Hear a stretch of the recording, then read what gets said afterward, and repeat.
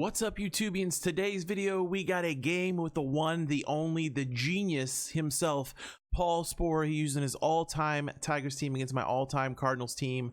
Let's check this one out.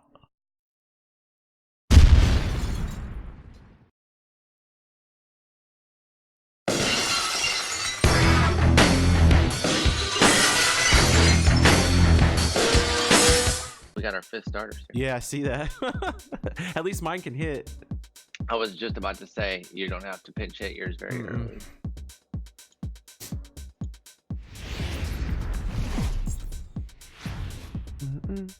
All right, it is.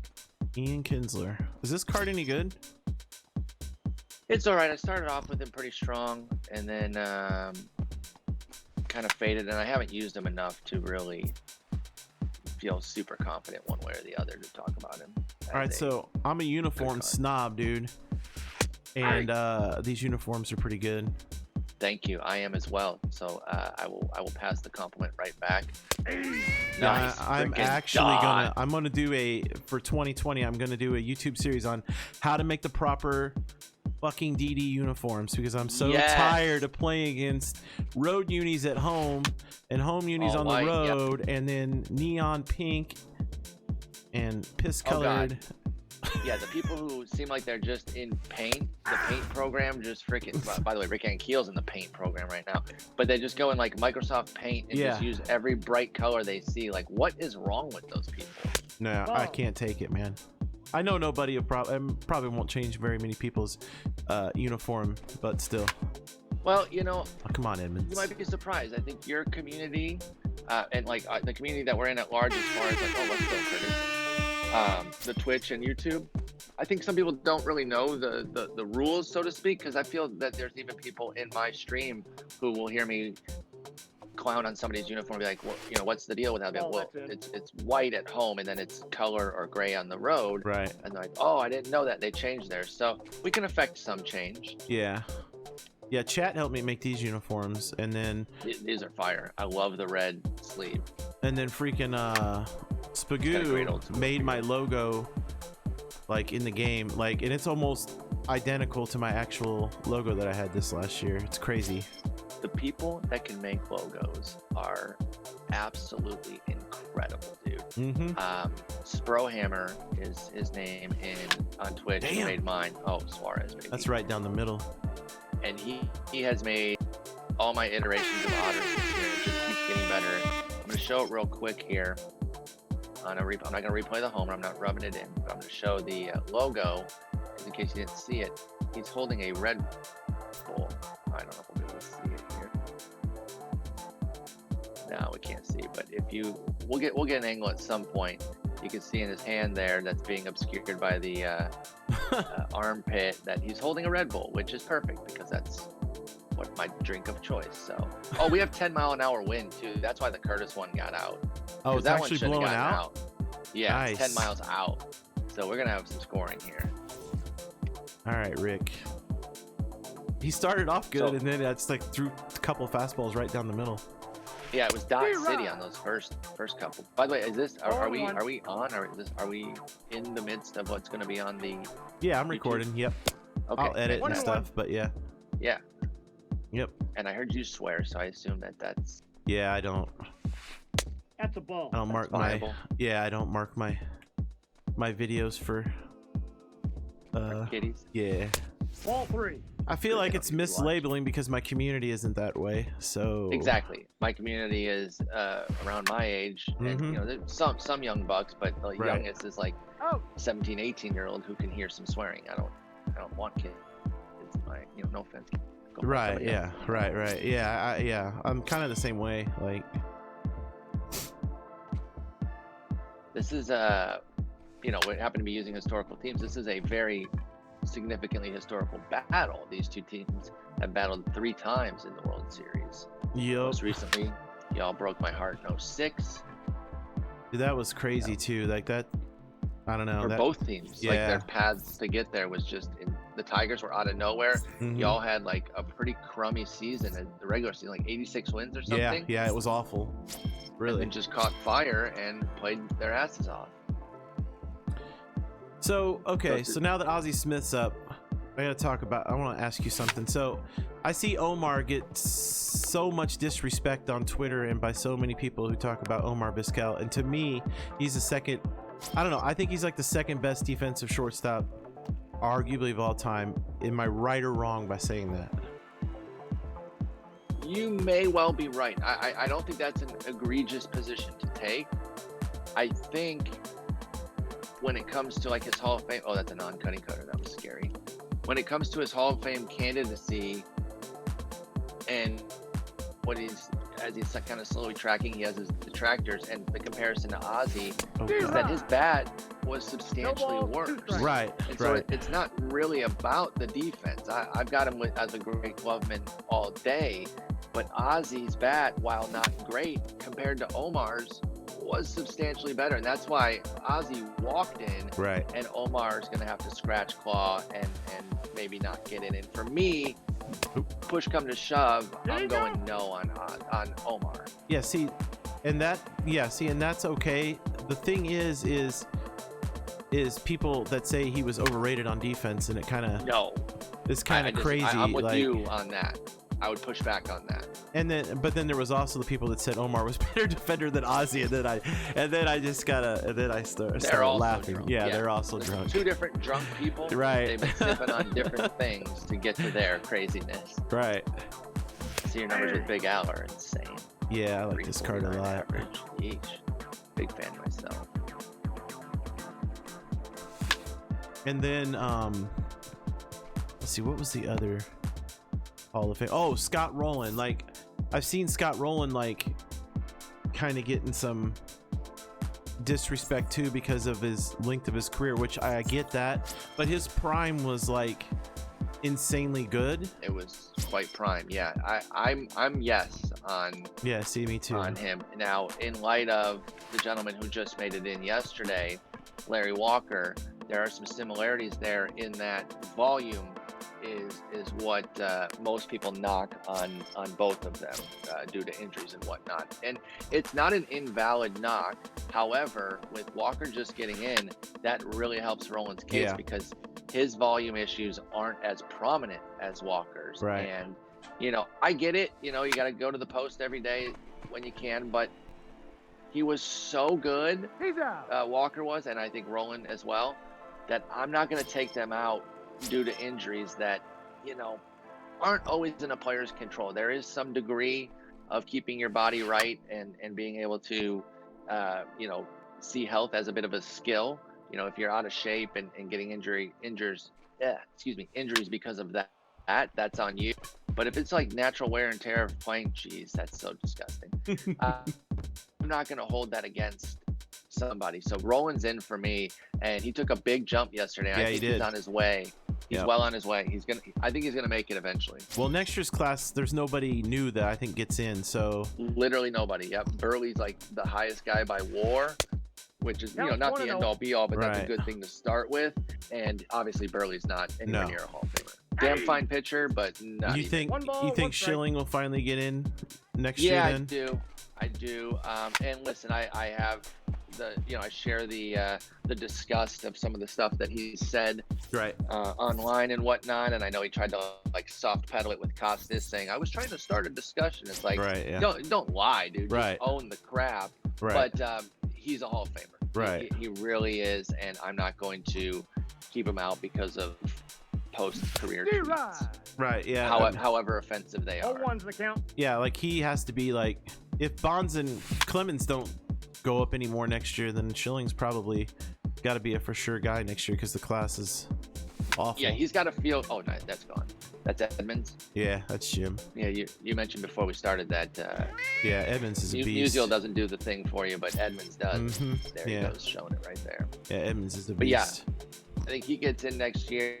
Bonds and Clemens could probably take another step up. They might not get it next year, but things are softening with them. How do you feel about those two, Bonds and Clemens? I think Barry Bonds is, steroids or no steroids, probably the greatest hitter of all time. So I don't know, man. I think they should. And Clemens was one of my favorite players growing up, and one of the most dominant pitchers that I ever got to watch. So me too. I think they should both be in. I mean, I don't know. The steroid stuff. Did Keith actually get him one? Keith Hernandez, let's go. The tie game, or did you go up 3? Do I have 2 or 3? I think you have 3.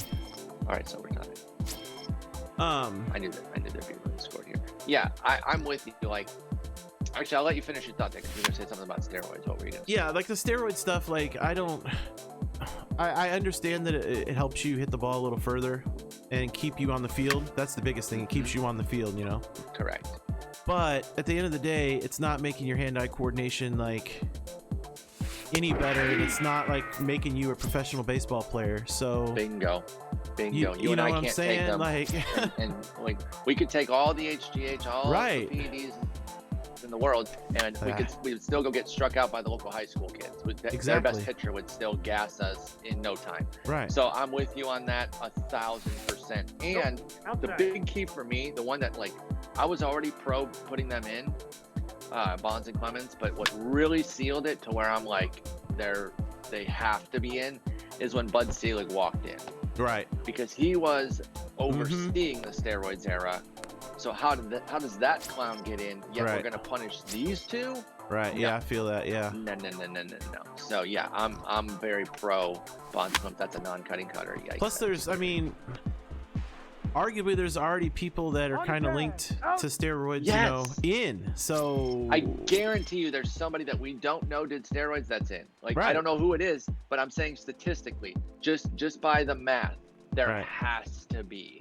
And there's other guys that used other things that are now illegal too. They're in lockstep here. Right. You know, that the guys in the 60s, 70s freely admitted to drinking amphetamine-laced coffee. Right. That's just illegal. That's a PED. Stuff in the dugout, like literally, like it was bubble gum. Like so, yeah, dude. Like exactly. We got your seeds, we got your gum, we got your amphetamines. Just get what you want, man. Welcome to the team. Right. Like, are you kidding me? Yeah. You can't tell me that that's not a PED. Yeah. Oh crap. But like people want to have levels of cheating. You might get that because of the speed. Wow. But yeah, you know, you can't say like one is you're either anti-cheating or not. And for me, like if you get caught and you have to serve a suspension, like A-Rod and Manny and that, I get that, and I'm okay with that. And if you want to keep them out, like I'm okay drawing the line at suspension for PED Hall of Fame stuff. Right. But for Bonds and Clemens, who they did, dude. I'm not naive. But they were never suspended for it. And you know what's crazy is when we have this conversation in my chat, there are people who say that A-Rod's going to get in first time, no doubt. And how can you say that when he was suspended not once? You know what I'm saying? Not twice. Yeah. Was it 3 times? Yeah. Like how is he walking into the Hall of Fame ahead of these other guys? Chance. There's no chance. Well, works. He's still connected and works with. So did Barry Bonds. He was a hitting coach. Yeah. So it's nothing, dude. It's wild. It's wild. Yeah. Okay, so the other big argument this week with Hall of Fame was Andrew Jones versus Jim Edmonds. Yes. Why Edmonds fell off after one ballot and why everybody believes Andrew Jones should walk into the Hall of Fame. Well, in fairness, those are two different things in that I think a lot of fans were also aghast that Edmonds fell off on one ballot. Right. So those same people that are for Jones a lot of them were probably for Edmonds. Now those who aren't definitely need to check themselves, because we actually did this in my stream yesterday because somebody asked me, and I don't understand why Edmonds fell off, but yeah, you can't be pro Jones and not pro Edmonds. Like, it's not even an opinion-based thing. It just would logically not work to support one and not the other because they're so dead even. Yeah, exactly. Like every time the conversation gets started on Twitter and people start laughing, I can't believe you think Jim Edmonds is in the same conversation as Andrew Jones. Andrew Jones this, and then you post the statistical information and comparisons, and then you don't get any more tweets. Exactly. It's like there's no more tweets. You know what I mean? It just does not stand up to any logic once you investigate. You have to be both or none. Right. If you want to be none, that's fine. I happen to be for both, but you can't pick one or the other. It just won't add up. Right. 2 balls, 2 strikes. But yeah, I don't know why Edmonds fell off. He'll be somebody that, you know, when he gets his chance on the veteran committee ballot stuff. That pitch was moving so nastily, by the way. I think he'll get some love, and we'll see if he can get in that way. But his case will come under scrutiny, and people will say, you know, there's no way he should have been out after 1. He's out. I'm just glad that Ted Simmons finally got in. I love that he got in. Like, I just feel he should have probably been in originally, but Yep. another guy that I constantly bring up and constantly go to bat for, you probably respect the hell out of, would be Lou Whitaker. Like, I feel like he should have been in the Hall of Fame. Dude. That's a 1-0. especially when you compare him to his double play partner. Mm-hmm. How the heck did Trammell go in and not Lou? They both should have been in, man. They're great. Right. And so yeah, I fully agree with that. And you know, that veterans ballot that we just had that got Simmons in had several people that could have gone in. Like that was a tight ballot. It wasn't Dale Murphy really on there? Tough. Yeah, and Marvin Miller ended up going in as well. Marvin Miller went in with Ted Simmons, but I think Dwight Evans has a strong case. Yeah. Thurman Munson has a strong case. So yeah, that was a tough one for them to vote on. Yeah.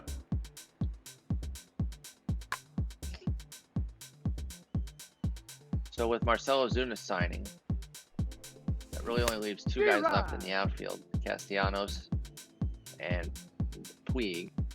Do you feel your Cardinals need enough? I mean, I know there were hubbub about not bringing Ozuna back. The thing about Castellanos that makes sense, I think, is you can put him, and a lot of people don't talk about him, you know, playing a little bit of third base too, but you could put him in left field. I think he'd be okay out there. And I mean, his bat plays, but he wouldn't cost a draft pick. 1-0. So if you give him, you know, a higher 1-year deal or something like that, and he's willing to take it, because obviously the market's not, like, nobody's beating down his door apparently for a multi-year deal. Clearly. Same thing with Ozuna. So if he's willing to take a 1-year deal and it doesn't cost you a draft pick, then that's a huge, you know, deal, because the Cardinals got a draft pick for Ozuna, and their recent success with those compensation picks, you're talking Flaherty, I believe Dylan Carlson was one, and so their recent success with compensation picks is pretty nutty. Ball, that's outside. So when you consider they get another pick, you know, and they could go get a guy like Castellanos who'd be probably a better bat than Ozuna, right, overall, as far as you know, and defensively, yeah, he's not as good, but Ozuna's not great. Ozuna had a tough year last year too, so we don't know which way he's going to go. Actually, there's some like weird disagreement in the metrics, and part of it's because they measure different things, like outs above average, the new Statcast one. I think liked Ozuna, or no, hated Ozuna. Whoa, but then defensive runs saved and UZR measured him as a positive. Right. And the reason is because of what they're looking at and the way they're calculating. They're kind of measuring different things. Bottom line is, they're both, like, Castellanos is definitely a bad defender. Ozuna is trending below average, but could spike a little bit higher. But you mentioned the bat. Castellanos' bat, when he got out of Detroit, man, he was done there. Like, obviously they're a bottom feeding team, and he doesn't like the park. Even the overall numbers, it doesn't play terribly. Right. It doesn't matter if it's in your head as a player. And once he got to the Cubs, oh my God, he went off. Yeah. So in my opinion, they could be upgraded on offense by signing Castellanos, and, you know, still get a 1-year deal, don't cost you a draft pick. And then you for sure know that Dylan Carlson is going to be ready next year. Like, I think he's ready this year. I think he'll be up this year. Yeah. If he comes out in spring training and he kills it and forces them to put him on the team, then, you know, that's a good thing. But if not, then he starts at AAA, you know, which he destroyed. He's pretty much destroyed every level he's been at. Yep. So, you know, Inside, ball 1. I'd be for that. Puig. I've always kind of liked Puig, but I just don't see him as a fit in St. Louis. No strikes. Yeah, like I've always been a fan too, but I can understand that. I can see that. Yeah, I just don't know if he would fit in. But maybe it's like one of those things. Maybe that with fans Yachty. Kind of got, yeah, you know, got to see him up close. Yachty kind of takes him under his wing a bit, and then all of a sudden, good things happen. I like Puig. He's such a good player. I could see him. I could see a situation where he flourishes there, but I could also see one of those flip a coin type of deal. Yeah, he'd be another guy you could get for 1 year though, and wouldn't, you know. Yep. So. And you make a great point about Castellanos not costing a comp pick because he was traded. Right. So the Cubs couldn't offer him the qualifying. Right. Yeah, so he doesn't cost you a draft. So, in my opinion, if the Cardinals were to go get him instead of Ozuna, it's much smarter because you gain a pick. He's going to cost about the same, and you're going to get more offensive production. So, I don't know. And I really like Tommy Edman a lot, but I'm not one of these Cardinal fans that think he's the next big great thing. Like, I think the league is going to adjust some this year to him. For sure, especially on the power, because that kind of came out of nowhere. Right. That he was able to hit 11 homers in that small sample. I think he'll be a good batting average guy. He's got great speed. He's more of a super util though. Like he should be kind of like a you know, sneaky Ben Zobrist type. Right. Yeah, and he can play all, you know, pretty much. He can play he plays every place but first on the infield. He can play outfield. He showed that last year. So yeah, he could get every day at bats and just, you know, give everybody days off. You know what I mean? I think that's a great way to play it, but keep expectations tempered on Tommy Edman. I think DeYoung's going to have a better year offensively. With the glove, was solid. He had some health, right? Yeah. And he wasn't even terrible, like you said. Right. But his glove has been really good. Like, oh, the defensive improvements have been so sharp. I remember when he came up, it was like, how quickly can they get this guy off of short? Right. Everybody wanted him off of short. Yeah. And you got Colton Wong, so we got, you know, a very, very good up the middle defense. You know, and some of the best in the league. Yeah. You know how crazy it would be if they were to pull off the Arenado trade? Just think of how good defensively that infield would be. Oh my God, dude! That's, like, it wouldn't even be fair to have Arenado, DeYoung, Wong, Goldie. 1-0. Dakota Hudson would be just over the moon as a high contact ground ball guy. Yeah, so I don't know. There was some talk about throwing, letting Matt Carpenter play some left field too, and I don't know how I feel about that with his arm. Yeah, you never know. Like, it would all depend on how up to it he is with his health, because that's been obviously the biggest factor. Oh shit! But I don't know. I mean, I still like the team, man, and I think that overall offensively with the second year, like I said, of the hitting coach, I think everybody will across the board improve some. Because it was really a down year for the entire team. Like, even Goldie was, by his standards, down. You know what I mean?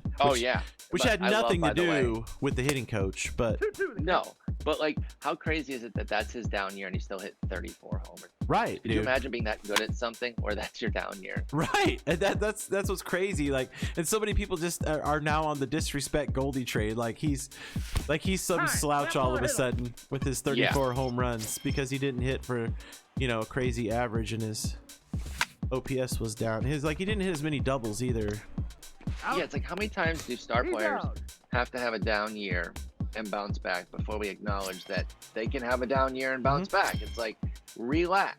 Now, maybe it is the start of his decline, but until we, you know, kind of go through this year with Goldie, we can't say that. Yeah, first year with a new team that he played for the same team his whole career, plus the whole team wasn't hitting, and that's contagious.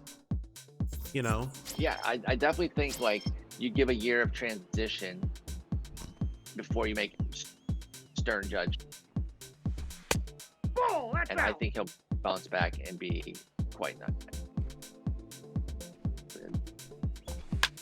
You guys have two guys for first name, your shortstop, and for just this wind has been so big. Yeah, the wind is awful. All right, Rick. Ball one, no strikes.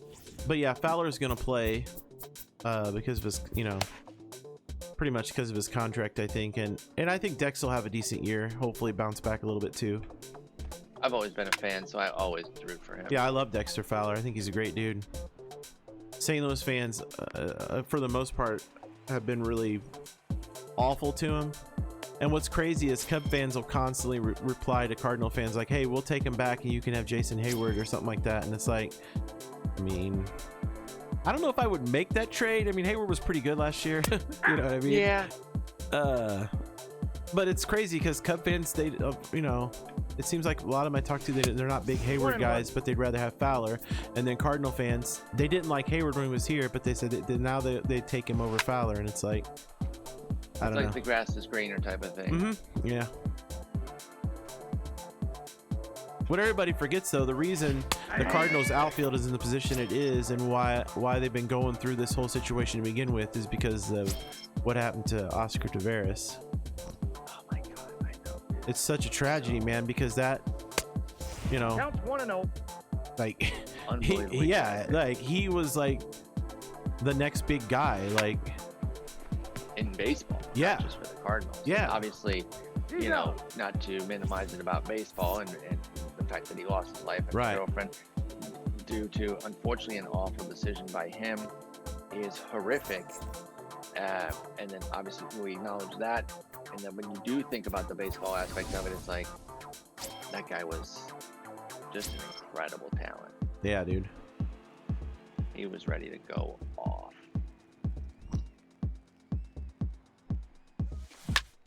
Yeah, so when Cardinal fans complain about the front office a lot, and and them signing Fowler and doing all this other stuff, they always forget, there's a reason why all this stuff's happening. Is because of that. It just kind of set things on a different course than what they were supposed to be. So that's kind of the same. And now they didn't have to trade away their, superstar laden outfield. It's kind of the same with Jose Fernandez in Miami. Right. Like they lost him, and I guess they kind of felt like, well, we got to go on a different trajectory, so they tore it down instead of kind of keeping what they had and seeing if they can figure that out. Yeah. Another thing that drives me nuts is when Cardinal fans will say, well, we got the wrong outfielder from Miami. Well, if you remember, they tried to get Stanton. He didn't want to come to St. Louis. He said no. They had it worked out. Like, he was coming to St. Louis. He didn't want to come to St. Louis. That rumor was heavy. Yeah, and he didn't want to come to St. Louis. Yeah. So then they try to talk about Yelich, and the Marlins say, we're not trading Yelich. We want to keep Yelich. So then they go get Ozuna. Then Yelich gets mad, and he demands he gets traded. Like, he asked to be traded. So then they traded him. That's how that happened. Like, sometimes people rewrite history and get angry. Right. No, like they, if they could have gotten Yelich, they would have gotten Yelich. They couldn't. They didn't want to trade him at the time. You've got it dead accurate. He was supposed to be kind of the lone wolf of like, we're going to rebuild around you. He's like, I'm not sitting through that crap. Get me out of here. Right. And who can blame him? Damn it. I kind of thought you might swing for you. Fucking idiot. Wow, did Musial actually hit one out? And it goes right over that little fucking piece of shit. All right, Stan, I take it back. I take it back, Stan. He heard you talking. Dude, it snuck right around that little wall. 2 inches to the right, and it hit the wall. Still would have tied it, but right. It's all right. 10 miles out. We're in the 5th inning. There's still lots of runs. Oh yeah, dude. And we're getting into the bullpens now, so. Which actually benefits me. My God, my bullpen sucks. If I had done the Moments Extreme, we probably would share both. Do you have Andrew Miller? Yeah, I have Andrew. Yeah, so we could have shared a guy there, but I did not do that. To the bullpen we go. Drew Smiley, huh? Yeah. If you don't take the time to get Andrew Miller, you're stuck with Drew Smiley as your number 1 lefty, Tigers. And the Cardinals' only other lefty option is Cecil, so. Oh yeah. Do you like that Toronto Cecil? It's all right. I don't have him on the team though. I'm okay with him. A lot of people kill with him, and I was like, teach me, because I do not kill with him. There's so many other options, even though they're all right-handed. Are you good with the Giovanni Gallegos Player of the Month? I haven't really got to use him that much. Literally one of my worst relievers. Oh, I remember the other person on the ballot. What about, why is Billy Wagner having so much trouble? I know he gained some ground this year. Yeah, maybe maybe it was maybe he just didn't do it long enough. Is that what it is? Like that's definitely what gets cited a lot, and you pair that with, so it's his innings count for sure, but you pair that, oh, speak of the devil, here he is. You pair that with reliever bias in general. You're right. But I gotta be honest, I think that's horseshit, because it's a position, man. Right. It's a prominent position. Like, you can't just pretend it doesn't exist. I understand that One ball, it's, one strike. easier than starting. They go one inning, whatever. But like, he was one of the best for a long time. Left-handed. By the way, changed to left-handedness because he broke his arm as a kid. Yeah. He was a right-hander, and he's like, oh, I guess I got to figure out how to throw with this. And yeah, I know it's only like 900 innings, actually 903. I don't care. He's in for me. Yeah, dude, he was like one of the most dominant relief pitchers in the game for a little while. Yeah, for a long time. Like, I think he's kind of an automatic, if I'm being honest. Yeah, that's what I don't get. Like, I look at the ballot and I see his low count, and I'm like, what am I missing? Like, I'm trying to figure out what exactly I'm missing. It doesn't add up. It's very bizarre.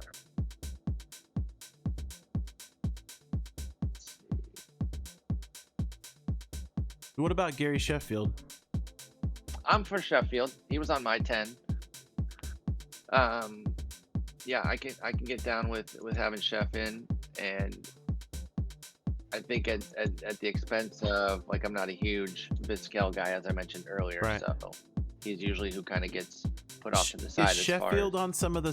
He was on the steroid stuff, right? He's got, and I believe he even admitted to using some stuff for at least like 1 year with Bonds or whatever. Yeah. So that definitely holds him back, but numbers wise, definitely. Yeah. Okay. And new MLB The Show player for 20. Right.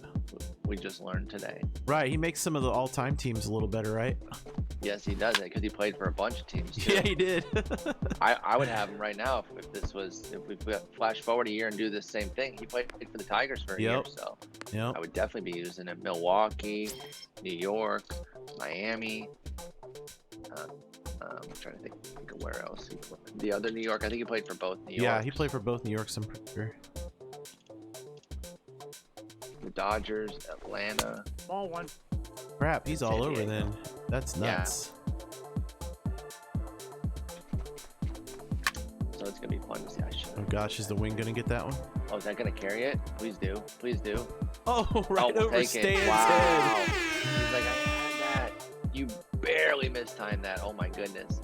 Like a half and I'm toast. Yeah, I think it's gonna take 10 to win this game. Yeah, oh, for sure. For sure.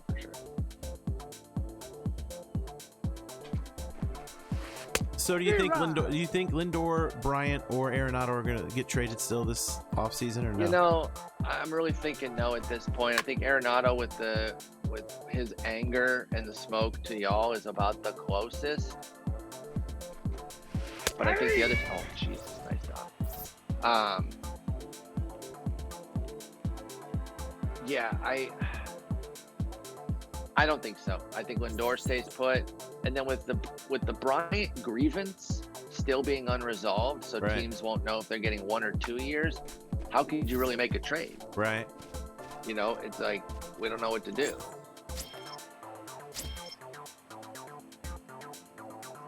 Yeah, so I'm trying to think of what else is yet to come as far as player Not movement too this much winter. There's not much at this left. Point. Yeah, there might be some other trades that maybe come out, but other than that, I mean, that's out. We've kind of gone through the thick end of the hot stove, and it was pretty great, you know, compared to the last 2 years when this time last year, hell, hardly any of the guys were signed, and it was just slogging on. And then this year, everything gets done, and the winter meetings were great, and we had all sorts of fun stuff. So it's been a great offseason. You know, another name, and I don't think they would trade him in the division, but, you know, the Cardinals could look at to help in the outfield is Marte, but I don't think the Pirates would trade him in the division. But if y'all could make the deal good enough, they would probably, be wise to at least listen, because I understand that about the division, but if you're making your team better, I mean, right, then the players you're giving them are burning y'all just as much as Marte's burning the Pirates. Right. I like him a lot though. He's so good. 2 balls, 1 strike. I'm trying to think of other like trade targets. Like there's Hannigan in Seattle. Oh yeah, Mitch Haniger, dude. Yeah, Haniger. The injury that he had last year with like a torn ball. Right. I feel so bad for him. Him and Yachty could talk about it. Right. He's interesting though too. Well, maybe after Cast and Puig sign it, who gets left out of the party, maybe they become somebody to talk to. It's kind of crazy because That's inside. Jerry Dipoto, the GM of the Mariners, loves trading so much, and he's still got some pieces that haven't been traded, including Haniger and probably Kyle Seager too. So we'll see Kyle if he does Seager, make any moves. Yeah, I'm trying to think around baseball, like other outfielders that might be available or, might be under the radar they could trade for to help the outfield. But I just feel like a lot of teams are trying to sit where they're at. So I don't really know. Yeah. I think things are more or less set right now.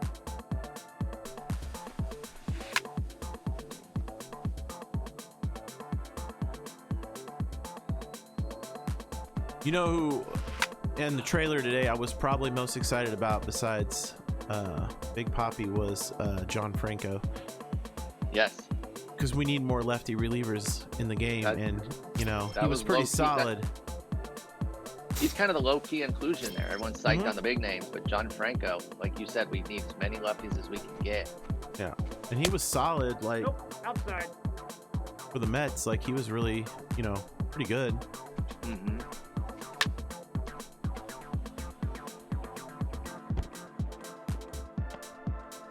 Oh boy, I might be out in a second. Nah, so you're slow. good. Oh, we did get him. Oh wow, he did get him. What a tag, dude. Keith Hernandez with the Javi Baez tag. Yeah, so we sit around and talk about well, I do because I'm older than a lot of people that come in the chat, but there's a lot of older people that hang out in the community too. And we were talking about some of my favorite teams growing up, and we were talking about the '84 Tigers, and I was talking about how, because I just got into baseball like 1979, 1980, when I was like starting t-ball, and I had a cousin that came here from Michigan to visit, and he brought baseball cards, like this whole container of baseball cards, and that's when I started getting into baseball cards and started really getting into baseball. And like the only time you got baseball on TV though was Game of the Week, unless once cable came out, then you had the Braves and the Cubs. And the Cubs. Yeah. Sometimes the White Sox. Sometimes the White Sox. For the most part, it was the Cubs that owned it. But the playoffs was also a big time on TV, especially because you get out of school and baseball be on, because they had daytime playoff baseball. And I think I got under that one. That's Jose Martinez. Yeah, I did. But yeah, the '84 Tigers, man, with Trammell and Whitaker and Lance Parrish and Chet Lemon, Kurt Gibson, insane. Hernandez was the closer, right? Willie Hernandez. Willie, yeah. They still, Guillermo, if you want to go with his birth name, they still have the best historically ever, 35-5. Can you imagine that, dude? Yeah. A 40-game start like that. Yeah. Whitaker, Trammell, Gibby, Chet Lemon. What a name, by the way, Chet Lemon. Howard Johnson was on that team too, right? Hojo was indeed on that team. Yeah. And then what? Jack Petrie, Morris. Jack Morris. Who else Milt am I missing? Wilcox. Yes, Milt Wilcox. Because we were talking about players from the 80s and 90s I'd like to see in the game, and when people were putting out their lists like last week, I just went with some like off the wall. Yeah, I had Lance Parrish on my list, and like for catchers, and like Jody Davis. You know what I mean? Dude, I'm like listed all these players that I grew up and I like to watch. Leon Durham at first base. Oh my God, yes. Bob Mickey Kettleton. Horner. You know what I mean? Bob Horner's a great one. That's the thing about baseball. It's so rich in potential too. That like, yes, there's a lot of superstars, but they got so many other names they can go to. No, he's in. They'll pretty much never run out. Right. And then, I brought up, one of my favorite players growing up, besides Ozzie Smith's my favorite all-time player. I even named one of my kids after him. And like, one of my other favorite players is Willie McGee. And I thought last year I was on this whole Willie McGee campaign. I want to get him in the game. Everybody's like, why would you want Willie McGee in the game? He wasn't that good in this. He won an MVP, Yeah, hello. And the dude could hit, and he could run like nobody else. Like, dude was a beast on the base pass. And the era was so perfect for him with all the turf, right? That just made him that much faster. I mean, dude hit 295 for his career. Don't give me he's not a good player, no real punch, but that's fine. It'll be a different type of card. And now that contact cards matter in the game, Willie McGee would play his ass off. And then I have to show him the catch from the '82 World Series. Oh my God. Educate those kids. Dude, I do, man. I'm constantly showing. And then I brought up I was like, what do you guys think is the greatest defensive play of all time? And then, everybody has all these plays. And then nobody even talks about the San Diego Padres, Ozzie Smith, behind the back, ball off the rock, bare hand play. I'm like, that's the great, like, and Roflo, right. Roflo even said the other day, I asked him, I was like, what's your greatest defensive play of all time? And without hesitation, he's like, oh, Ozzie Smith with the Padres. Behind the back, barehanded. So gross. You can't even in slow motion. You can't even try to fathom it. It's I totally agree, and it drives me nuts. Like that it kind of just happened, and that somebody was physically capable of doing that. Like, I lose my mind. Yeah, dude, I treat my stream as like an like a school classroom some days. Like, dude, gotta let them know. Another thing that goes around chat that people argue back and forth about, and it's my fault because I constantly bring it up just to drive some people crazy, and that's Bo Jackson. Like, I drive people crazy with Bo Jackson. I'm like, you guys have no idea. This dude was a freak. Yeah, because they're all like, oh, he wasn't that good. His numbers are horrible. I'm like, but he was, he never really got going. Like, he was hurt. Like, he never really got to really get going. If he would have got to play and would have just played baseball, said, you know what, I just want to play one sport, I just want to play baseball, never played football, never went through all the stuff that he went through, never got hurt. I mean, the dude was an animal, and he was getting better, and he was, crazy athletic. And I'm like, I want a Bo Jackson card in the show, and they're like, oh, well, he'd be like an 80 overall signature series card, and I'm like, oh, come on, man. I want him too. I do think that if they did signature series again next year, they can juice one to a diamond. I do think though, like, he would be underwhelming compared to what people want, but that doesn't mean I don't want him though, because 99 arm, strong fielding, premium speed, disgusting power. Like, that's all I need. He would have low contact, obviously. Sure, yeah. Oh my God, what the heck, rules? You're right-handed Joey Gallo. Almost, that's actually kind of an amazing comparison. Yeah, no, that really is. That really is a great comparison there. I mean, Rick Ankiel came out at what, an 88? Is that what he is? I don't even remember what his series card 88. Is. Yep. I mean, Bo wouldn't be lower than that. It'd be around there. Yeah. Yeah, it'd be around that. Yep. I agree. Oh, that's low.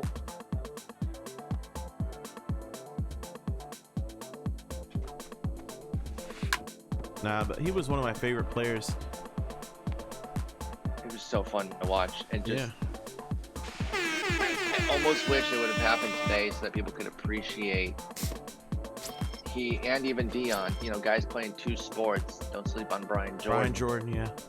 And I mean, one of them being football too, which is one of the most grueling on your body that is out there. And not that baseball is easy either. Obviously, it's not as physically demanding as football in terms of running into other people, but you're also doing it every day. Good swing call, idiot. You're also doing it every single day, so it taxes. I got the count. Yeah. Actually, Blake Snell, he's already like he's in beast mode right now, dude. Like he is completely driven to come back this year because I know he was disappointed with last season. Well, especially because one was a fluke injury, the thing in the bathroom, but then the loose body's in his elbow. He's ready to come back. I know he wants to have his first 200 inning season because even in his Cy Young, he didn't. One's the count. He didn't go over 200. Fuck, you can't score again or get a hit. You have 6 runs on 9 hits. Right. Too nice. Right. It's too nice. Cole, that's in. Oh god, dude, you got to see what I made last night. I had my shit. That's gone. Granderson's a goon, dude. He's on my. I'm in this content creator league with like some other guys, and I have him on my team, and he's just ridiculous. He's so dumb. Oh, what kind of league do you guys have? We did a draft of all the cards in the game, basically.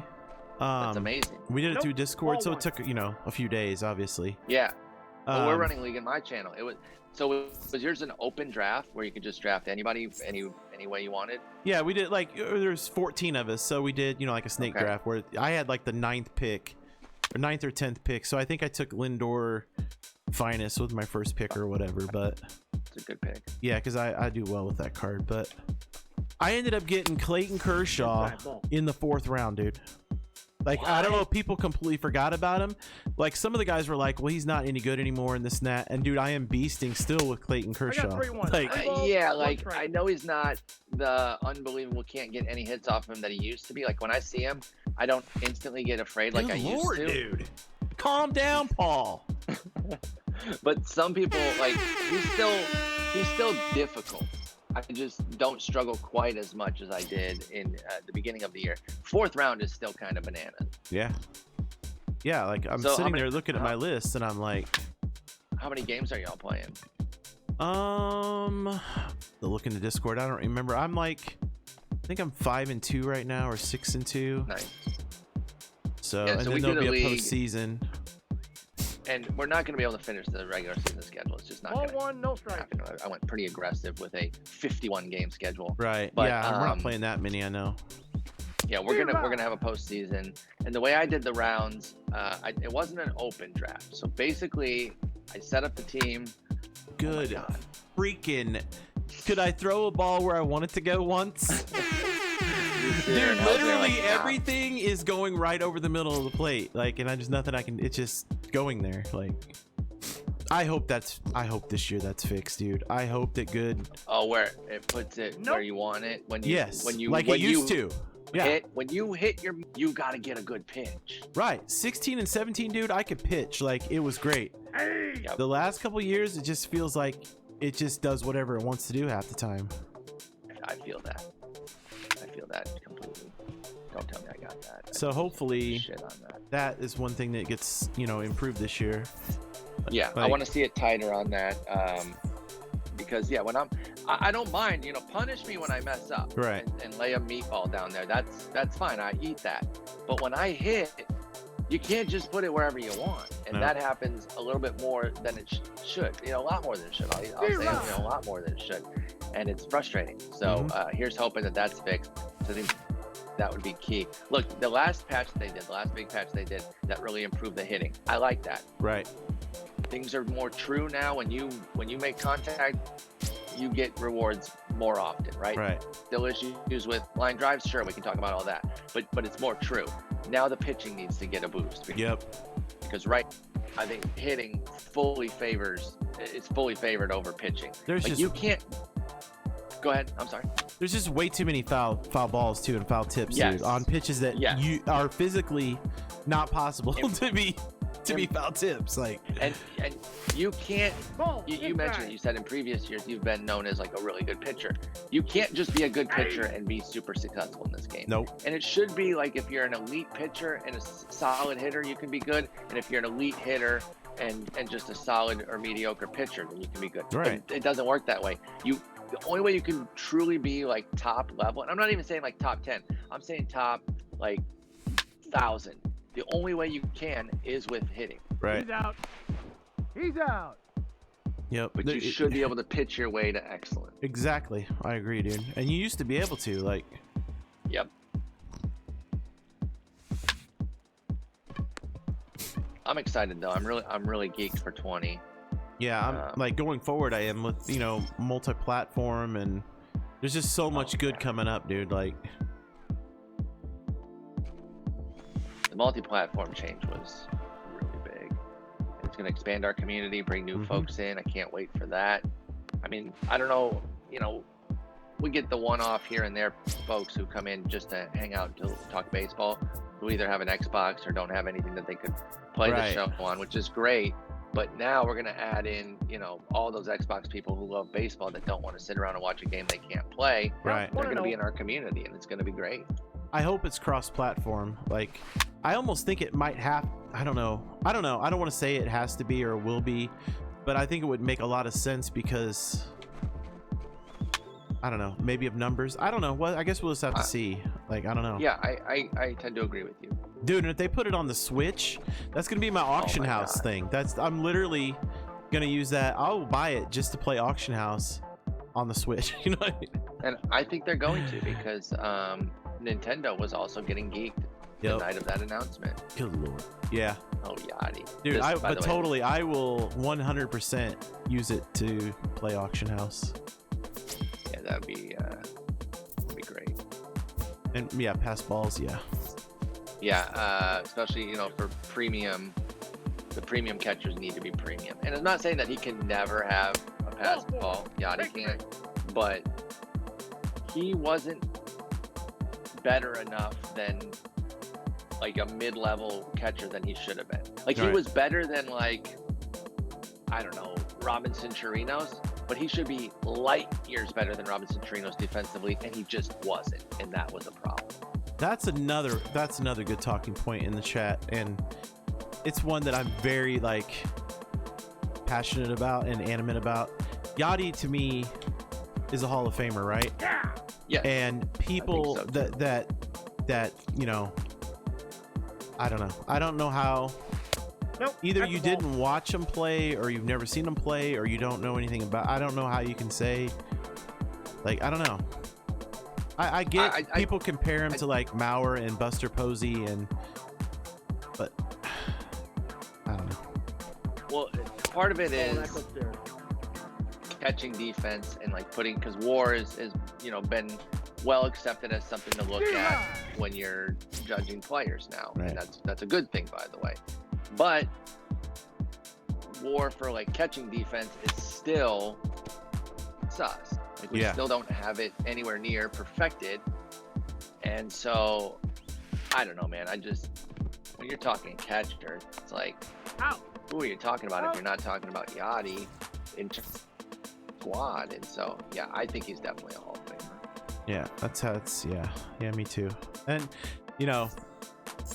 anybody that comes around my chat knows that some people will call me a homer or whatever, but anybody that comes around knows that I rip my own fan base more than anybody else, and even the front office at times. I wasn't a big fan of I liked Ozuna. I liked the trade. I liked getting Ozuna. I wasn't a really big fan of the trade at the time. But I don't know. I wasn't a fan of giving Carpenter an extension, but I know why they did it. Yeah, it's tough on those ones with the legacy players that are getting old, that you're they want to do it for the fans, but if you think about it cold-bloodedly and not as a fan, you're you probably shouldn't do this. I mean, even Yachty, I love Yachty, and I know if he has another decent year, he'll probably come back on another 1 year next year, because his contract runs out. For sure. But I like Andrew Kinsner a lot, and I'd like to see him get some playing time. When Yachty came in the league, that's what happened with him. Nope, he split playing time with Mike Matheny, and he learned from Matheny. I think that's what Yachty should be doing. I mean, if Yachty's healthy and he wants to play, I get it, but at the same time, he needs to sit a few days a week and either let Kinsner start playing. I know we just brought back Wieters, and he's a good insurance policy, but sure. But no, you're right. They got to get the young buck in there and start to see what he can do. Yeah. Because Yachty won't be there forever. By the way, we did at Fangraphs We did Ball a, one, no strikes. I think this was last year, maybe around this time. We did a war rerun where, oh Jesus, That's Matt Carpenter. and I love that card so much. Yeah. And we altered like our framing and everything to more accurately reflect things. And Yachty was a big beneficiary. In fact, since 1950 in catcher war, he's 11th, ahead of Posey and Mauer at 12 and 13. Excuse me. And just behind Ted Simmons. So, dude, doesn't that just tell you how underappreciated Ted Simmons was, though? Like, oh yeah, it's crazy. Like, because nobody talks about him like that. The dude could flat out hit. But yeah, so let people know when they give you that pushback that, you know, when you really start to factor in what catchers do behind the dish, Yachty's the truth, man. And yeah, his bat doesn't really help him. He's basically a league average bat for his entire career. That's fine. Like, the team, and there were plenty of years where he was actually helping. He has some really strong offensive years. So yeah, he's a lot like Ozzie Smith in that. Yes, where he started off really poorly, but you know, he got better, and he had some clutch moments. Like when he hurled his bat into right field last. Yes, that was amazing. That was hilarious.